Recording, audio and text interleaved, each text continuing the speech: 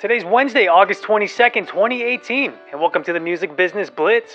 Bad robot, loud music. If you've ever seen a J.J. Abrams movie or production, then you are surely aware that his company is called Bad Robot. They're responsible for smaller TV shows like Lost and Westworld, as well as smaller films like Star Trek, Mission Impossible, and Star Wars reboots. Well, apparently, owning a large sector of the media industry isn't enough for the company, as they recently partnered up with Capitol Music Group to launch an independent music label called Loud Music. And the reason for the new venture? It's simple. Why pay for music from an artist when you can develop your own music in-house to use for your productions? You'll save a significant chunk of change without having to license music for your films. And if you sign a hit act, then you just created another revenue stream to help take over the world. Now, Capitol Records will fund the new venture while also providing resources and global distribution. Billboard reported that the label will focus on short-term collaborations to release original music, finding artists through traditional A&R methods. Loud Music will be headed up by McKee Floyd and Nikki Berger, along with Charles Scott, who currently heads Bad Robot's music division and is their lead music supervisor.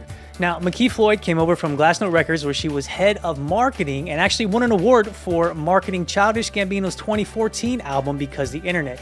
And Nikki Berger? Nikki was part of a management group who repped Grizzly Bear, War on Drugs, and Fleet Foxes. So you can see that they have some heavy hitters on their team to get them kicked off on the right foot. Ad blocking artist royalties. If you're a consumer who uses ad blocking technology to game the system, please stop. Yes, I know that ads are annoying, but how else do you think that a lot of companies make money to give you almost free content?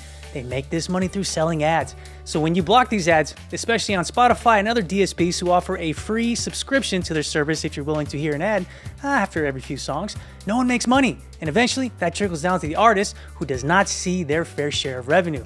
And I get it, ads are annoying, but that's how things work.